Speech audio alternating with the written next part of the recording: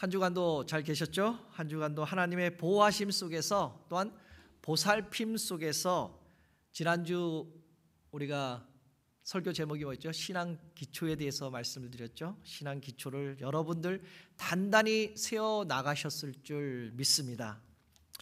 한국 TV 프로 중에요, 이런 프로가 있습니다. 진품 명품. 한 번쯤 보셨나요? 진품 명품.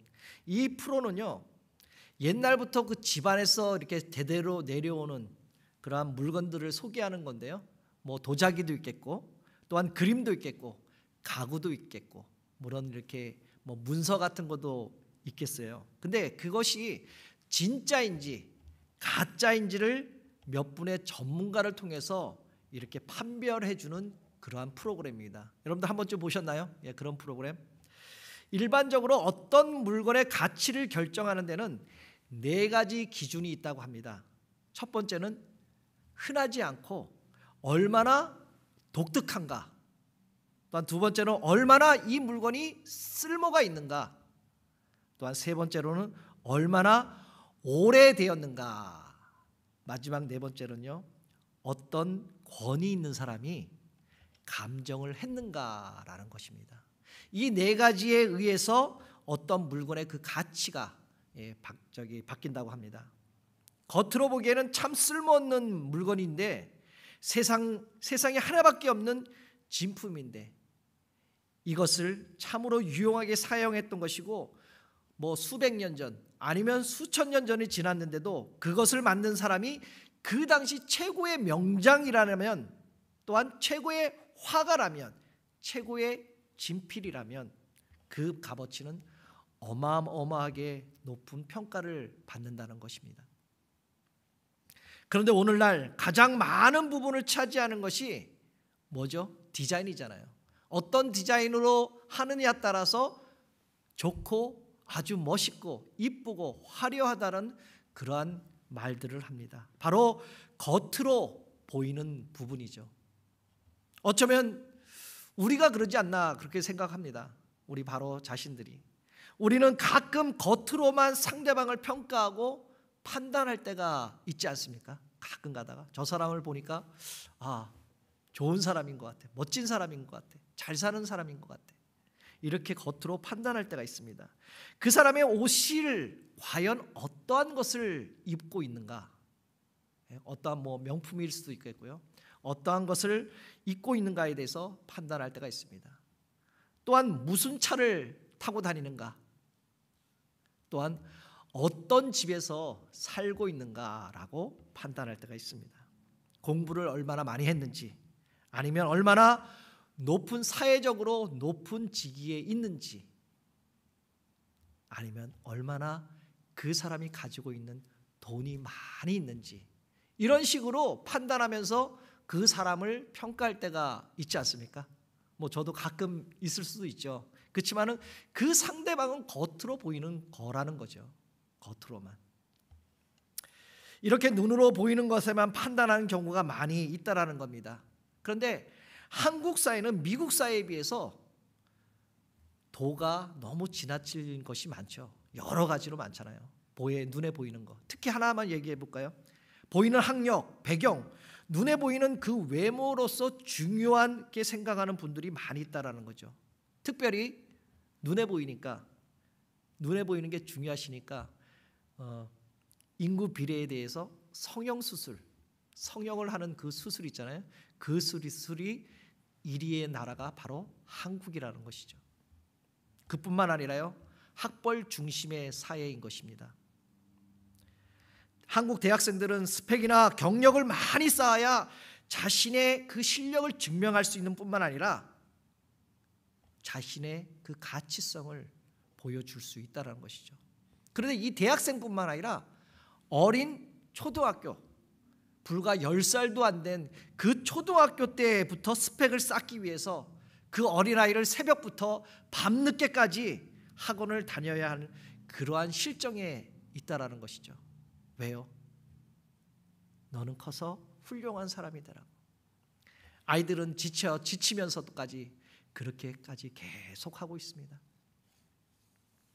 이런 세상의 풍조에 따라 외모 지상주의, 눈에 보이는 스펙을 보고 사람을 평가하지 말아야 한다는 것이죠.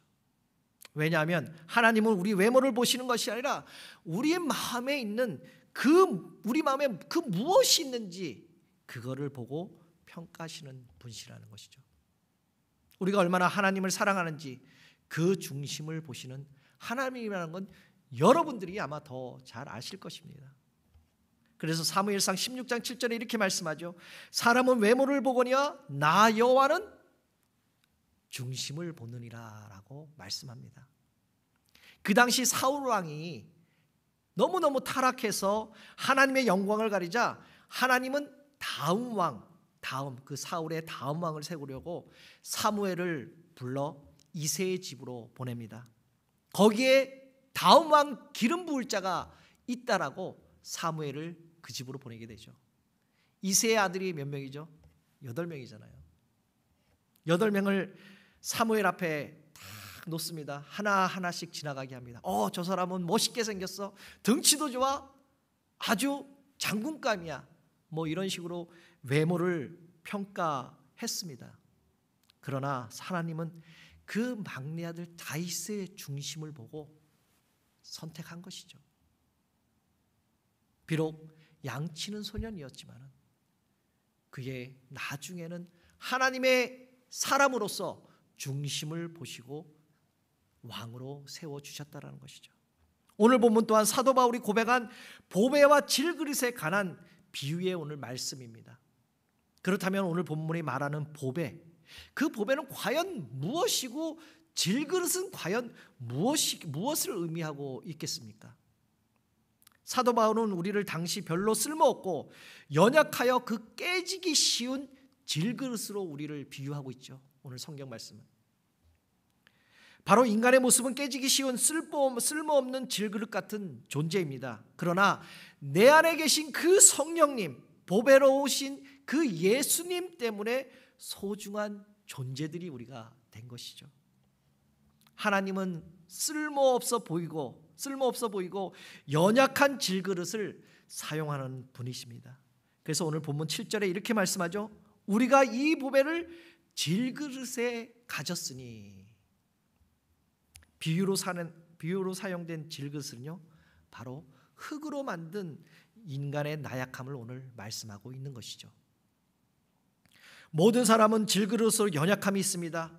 오늘날 언어로 말한다면 열등의심 또한 나약함이라고 해석할 수가 있습니다. 사람은 누구나 자란 환경, 자기의 직업, 자기의 학력, 또한 많은 많은 재산, 저도 말주변이 없지만 말주변, 언어 능력, 의지력, 또한 우리의 건강한 것, 또한 제일 우리가 소중하게 생각하죠.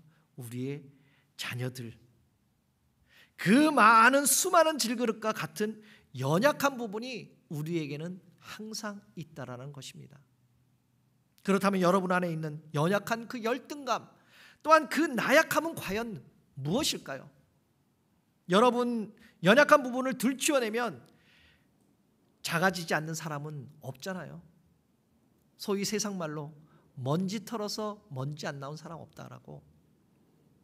하지만 그 연약함보다 복음의 열정, 그 예수 그리스도가 내게 주신 그 사명, 예수님 그 한 분만으로 나는 소중한 존재임을 늘 기억하면서 우리는 살아야 한다는 것입니다. 사랑하는 성도 여러분, 믿는 성도는요 내가 가진 질그릇을 보고 실망할 필요가 없습니다. 왜냐하면 내 안에 계신 예수 그리스도, 그 복음이라는 보물을 여러분들은 다 가지고 있기 때문입니다. 그래서 실망하지 말라는 것입니다. 어려운 환경이 찾아올 때 나의 질그릇을 보지 말고 내 속에 있는 그 보물, 내 속에 감추어진 그 보석을 보는 눈이 우리에게는 있어야 된다는 것이죠. 그 나약함의 질그릇보다는 내 안에 다이아몬드 같은 그러한 빛나는 광채가 일어나는 보물을 우리는 볼 줄 아는 눈이 필요하다는 것입니다. 그래서 사도 바울은 고린도서 12장 10절을 통해 이렇게 말씀합니다. 그러므로 내가 그리스도를 위하여 약한 것들과 능욕과 궁핍과 박해와 공고를 기뻐하노니 이는 내가 약한 그때의 강함이라라고 말씀하잖아요. 저는 이 말씀을 가끔가다 이렇게 접할 때가 있는데요. 그 접할 때마다 좀 은혜가 많이 됩니다. 약한 것들, 또한 수치스러운 것, 또한 욕되는 그런 박해를 기뻐하노니 마지막에는 그렇죠. 이는 내가 약함의 그때에 더 강하다라고 말씀하고 있는 것이죠. 저를 비롯한 많은 목회자들, 또한 여러분들을 비롯한 많은 믿는 성도들이 혹시 자신의 질그릇의 모습을 자랑하고 있지는 않은가요? 저도 저의 짧은 목회를 되돌아보면 내 속에 있는 보배를 보려고 하지 않고 그 질그릇을 보이려고 했던 것 같습니다. 물론 열심히 살고 열심히 사역하고 헌신하는 것이 잘못된 것이 아니라 때로는 질그릇이 열심 때문에 내 안에 있는 그 참 보석, 참 보배가 보이지 않는다면 그것은 다시 한번 생각해 볼 문제라는 것이죠. 사랑하는 성도 여러분, 우리 소망장로교회 모든 성도님들은 서로의 질그릇 모습만 보지 않기를 바랍니다.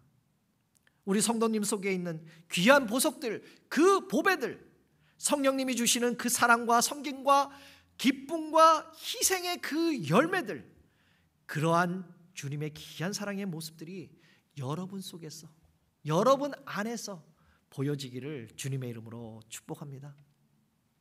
오늘 사도 바울은 본문 8절 9절에 이렇게 고백하죠.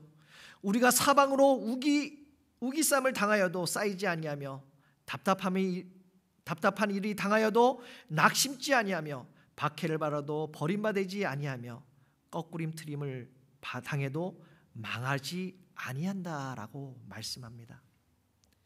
이 말씀은 사도 바울이 선교 활동 중에 수많은 고난과 핍박과 박해와 거꾸로트림을 당하는 그 고난이 있었다고, 그 고난을 겪었다라고 고백하고 있습니다.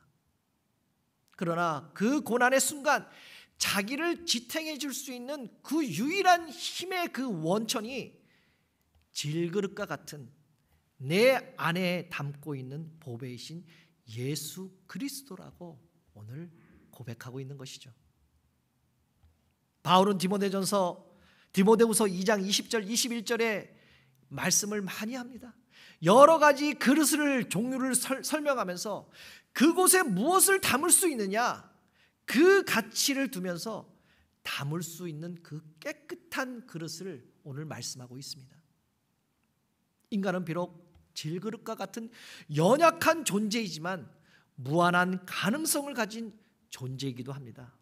그 이유는 인간이 질그릇 같을지라도 그 안에 무엇을 담을 수 있느냐에 따라 그 가치가 달라지기 때문입니다. 그러므로 여러분들에게 중요한 과제는요, 내 안에 무엇을 담을 수 있느냐라는 것이죠. 무엇을 내 안에 담을 수 있느냐, 그게 우리의 중요한 과제입니다. 인간이 그 중심에 무엇을 담고 있느냐에 따라 인간의 가능성은 주어집니다. 질그릇은 보물을 담는 그릇이 될 때에 가치가 있고 가장 소중하며 귀한 그릇이 되는 것입니다. 사도 바울은요, 우리를 이 보물을, 이 그리스도인들을 이 보물을 질그릇에 잘 간직하고 있으라고 우리에게 권면하고 오늘 있죠. 바로 여러분들이 그 귀한 보물을 간직하고 살아가는 사람인 줄 믿습니다. 이 보물의 능력은요, 엄청난 것입니다. 그러므로 사도 바울은 이 엄청난 능력을 하나님께서부터 나는 것이지 우리에게 나는 것이 아니라고 말씀하고 있습니다. 그렇다면 이 값진 보물은 과연 무엇일까요? 과연 어떤 것일까요? 바로 이 보물은요, 복음이라는 사실입니다. 바로 이 보물은요, 예수 그리스도라는 사실입니다. 예수님을 중심으로 모시고 있는 사람은 그 보물을 담는 질그릇과 같습니다. 예수 그리스도를 중심으로 모시는 사는 사람은 바로 진실된 그리스도인인 줄 믿습니다. 그래서 사도 바울은 고린도전서 1장 30절에 이렇게 고백하고 있죠. 너희는 하나님께로부터 나서 그리스도의 예수 안에 있고 예수는 하나님께로부터 나서 우리에게 지혜와 의로움과 거룩함과 구속함이 되었다라고 말씀하고 있습니다. 다시 말해서 질그릇과 같은 인간일지라도 그리스도께서 우리 안에 계시면 그분의 생명이 우리 안에 다시 있고 가치가 있고 위대한 인간의 그러한 그리스도인의 삶을 살아갈 수 있다라고 오늘 말씀하고 있죠. 그렇다면 이 보물을 담는 질그릇과 같은 여러분들은 과연 어떻게 삶을 살아가야 되겠습니까? 바로 어떤 상황과 환경에 지배를 당하지 말아야 한다는 것이죠. 질그릇과 같은 우리일지라도 그리스도께서 함께 하시는 여러분들은 그 환경에 지배되지 않고 그 환경을 지배하는 삶을 살아가야 한다라고 오늘 말씀하고 있습니다. 사도 바울이 이러한 삶을 살았던 사람입니다. 그리스도와 함께 복음을 전하면 그의 인생은 어떠한 우겨쌈을 당하여도 박해를 당하여도 위험 중에도 그리스도와 함께 복음을 전하는 그의 인생은 어떤 두려움에도 사로잡혀 있지 않았던 것입니다. 고통과 시련의 환경이 그를 결코 지배할 수가 없었습니다. 바울은 죽음의 공포에서도 지배를 당하지 않았던 것이죠. 사랑하는 성도 여러분, 죄악과 유혹이 우리를 우겨쌀지라도 그 지배를 받지 않도록 여러분 스스로 노력하시길 바랍니다. 믿음을 굳건하게 하시기를 바랍니다. 사탄은 끊임없이 공격으로 우리를 무력하게 만들고 있잖아요. 그러나 여러분들은 우겨싸는 그 환난과 고통과 그 괴로움을 깨트리며 하루하루를 살아가야 될 줄 믿습니다. 질그릇과 같은 여러분들일지라도 그리스도께서 여러분들 안에 계시기 때문에 여러분들은 귀한 그러한 삶을 살아갈 수가 있다는 것이죠. 우겨쌈을 당하지 않는 우리 성도님들 되시기를 다시 한번 주님의 이름으로 축복합니다. 여러분들 다이아몬드 좋아하시죠? 특히 우리 여성분들은 다이아몬드를 참 좋아하는 것 같아요. 여러분들이 좋아하고 또한 하나씩은 분명히 가지고 계실 겁니다. 무슨 결혼 반지라든지 아니면 특별하게 특별한 일로 통해서 서로 이제 다이아몬드를 교환하고 받는 그렇게 가지고 있는 그 다이아몬드가요. 4가지의 C의 4가지에 결정된다라고 합니다. 첫 번째는요. C로 시작하는데 이 4가지 다요. C로 시작하는데 캐럿. 우리가 1캐럿, 2캐럿 하잖아요. 그 캐럿에 이 얼마나 무겁고 크냐라는 겁니다. 두 번째는 컷. 몇 개의 각으로 깎느냐. 세 번째는 컬러. 어떠한 색깔을 띠느냐. 마지막으로는 퀄리티죠. 품질. 얼마나 밝고 맑고 깨끗하고 바로 선명도를 얘기를 합니다. 이 4가지의 C로 다이아몬드가 좋은 다이아몬드, 아주 귀한 다이아몬드 아니면 중품, 저품 이렇게 결정이 된다고 합니다. 이 다이아몬드를 가지고 어떤 목사님이 너무나 힘든 그 고통의 순간을 지나고 있는 성도를 하나 찾아가서요. 이 2가지 다이아몬드를 보여줍니다. 2가지 다이아몬드를 보여주면서 어떤 게 더 빛납니까? 어떤 게 더 귀한 보석으로 보이십니까? 라고 질문을 했어요. 목사님이. 그 성도는요. 이쪽 보고 비교를 했더니 가장 빛나는 그 다이아몬드를 가리킵니다. 이게 더 좋네요. 이게 더 값지네요. 이게 더 환하게 비치네요. 반짝반짝하네요. 같은 보석인데 같은 다이아몬드 보석인데 다른 하나는 더 눈에 빛나고 있었다라는 것이죠. 그래서 목사님은 말합니다. 별로 빛나지 않는 보석은 8번을 깎아서 다이아몬드를 만들었는데 당신이 선택한 이 다이아몬드는 80번을 깎아서 이렇게 빛나고 빛나는 광채를 만드는 다이아몬드라는 것이죠. 설명을 자세히 안 해도 되겠죠. 이해하셨죠? 하나님께서는 여러분들을 80번 이상 깎고 그러한 다이아몬드로 단련시켜 주시고자 여러분들의 시련은 여러분들의 삶을 더욱 어느 보석보다 더 빛나게 하여 주실 줄 믿습니다. 지금 시련이요, 여러분들을 더 견고한 보석으로 보배로서 만들어 주시기 때문에 시련을 주신다라는 것입니다. 그래서 사도 바울은 고린도후서 1장 4절 5절 이렇게 고백하고 있죠. 우리의 모든 환난 중에 우리를 위로하사 우리로 하여금 하나님께 받은 위로로서 모든 환난 중에 있는 자들은 능히 위로하게 하시는 이시로다. 그리스도 고난이 우리에게 넘친 것 같이 우리가 받는 위로도 그리스도로 말미암아 넘치도다라고 사도 바울은 고백하고 있습니다. 하나님께서 연단을 통하여 우리를 더 귀한 보석으로 만들어 가시는 것을 믿으시기를 주님의 이름으로 축복합니다. 사랑하는 성도 여러분, 우리가 견딜 수 없는 고통과 어려움 속에서 주님을 의지하고 해결했을 때 우리는 하나님의 은혜를 체험할 수가 있잖아요. 내 안에 예수님이 살아계시기 때문에 악으로 인하여 죽어가는 상태에서 건져 주신다라는 사실입니다. 내 속에 있는 보배인 예수 그리스도가 있기 때문에 모든 것을 이길 수 있는 그 사실을 잊지 마시며 살아가시기를 주님의 이름으로 축복합니다. 또한 예수님이라는 보배를 담는 여러분들 삶에는 예수님의 흔적을 갖고 살아가야 한다는 그 사실을 명심하시기를 바랍니다. 오늘 본문 10절 11절에 보면 이렇게 말씀하죠. 우리가 항상 예수의 죽음을 몸에 짊어짐은 예수의 생명 또한 우리의 몸에 나타나게 하려 함이라. 우리 살아있는 자가 항상 예수를 위하여 죽음에 넘겨짐은 예수의 생명이 또한 우리 죽을 육체에 나타나게 하려 함이라 라고 있죠. 제가 노란 글씨로 써놨죠.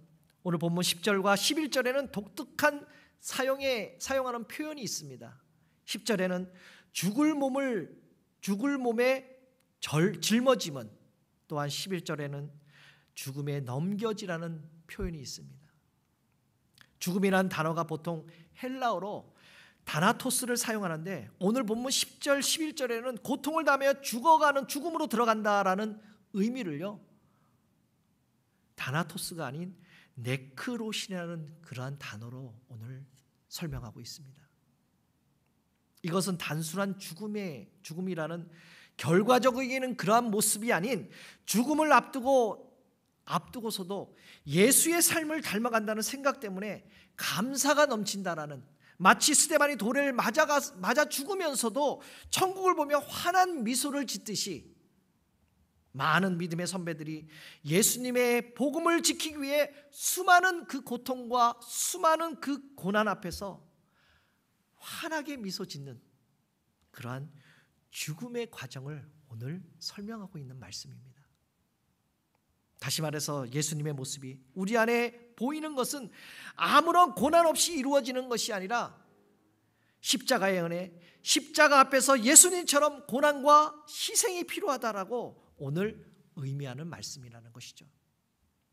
사도 바울은 여러 번의 여행에 강도의 위험, 동족의 위험, 이방인의 위험과 또한 광야의 위험, 또한 바다의 위험, 거짓 형제들의 위험을 당하고 복음 때문에 핍박을 당하며 버림받는 지경까지 이르렀습니다. 그러나 보배이신 그 예수 그리스도로 인해 버림받지 않았다라는 것이죠. 오늘 우리가 분명하게 기억할 것은요, 질그릇 같은 내 안에 그리스도가 계신 것, 다시 말해서 그리스도와 함께 바른 신앙을 하고 있다라는 이 사실, 절대 잊지 마시기를 바랍니다. 질그릇과 같은 연약한 인간일지라도 그 안에 그리스도께서 계시는 그분의 중심을 모시고 살 때에 질그릇과 같은 모습은 죽고 위대한 그리스도의 생명력이 드러나는 삶을 살아갈 수가 있는 것입니다. 사랑하는 성도 여러분, 이제 질그릇만의 사람이 되지 마시기 바랍니다. 이제 질그릇만의 그러한 삶을 살아가지 마시기 바랍니다.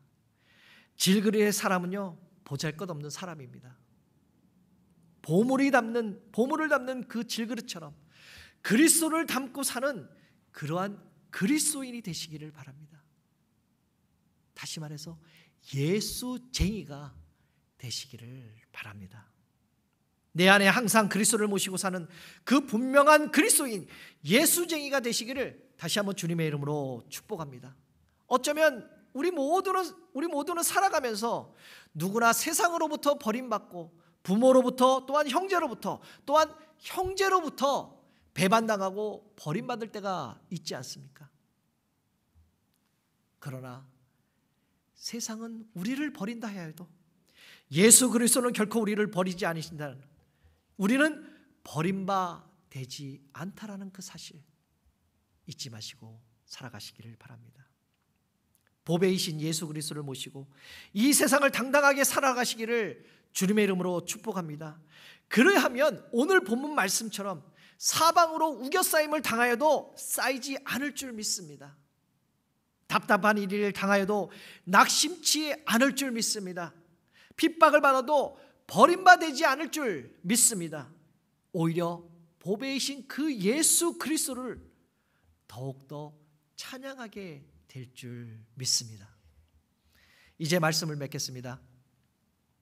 오늘날 우리가 살고 있는 이 시대는 주님의 재림을 기다리며 사는 시대를 살고 있습니다. 이 시대에 우리가 깨어서 기도하지 않으면 악한 사티는 두루다니며 삼킬자를 찾는 시대에 우리는 지금 살고 있다는 것이죠.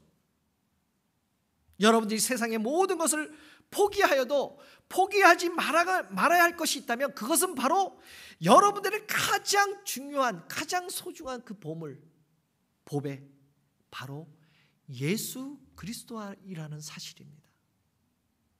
그 사실을 분명히 믿고 의지하면서 그 보배이신 예수 그리스도로 말미암아 승리하며 살아가시는 우리 복된 소망장로교회 성도님들, 또한 함께 온라인으로 예배드리시는 모든 성도님들 되시기를 다시 한번 예수 그리스도의 이름으로 축복합니다.